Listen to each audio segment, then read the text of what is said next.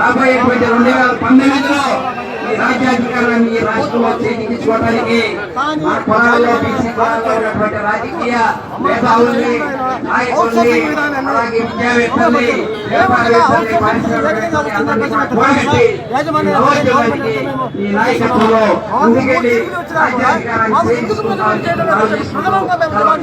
అంతేకాకుండా out sourcing విధానాన్ని మరి ఈ రోజున మనం ఈ రాష్ట్రంలో పూర్తిగా మా మద్దతు ఇస్తుందని చెప్పేసి అన్ని బీసీ ఈ రోజు మేము బ్యాంకులో సంఘాలు 1200 మంది ఉన్నాము.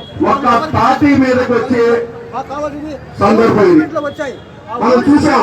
అమల్లోకి తీసుకురావాలి. ఇవాళ 2014 ఏ ప్రభుత్వాలను కానీ 1998 ఓటు బ్యాంక్ వాడుకుంటారని కానీ 143 కులాలని విడదీసి గొప్ప ఎవరైతే గడుపుకుంటారో ఈ వేదిక ద్వారా ఇదే వేదిక ద్వారా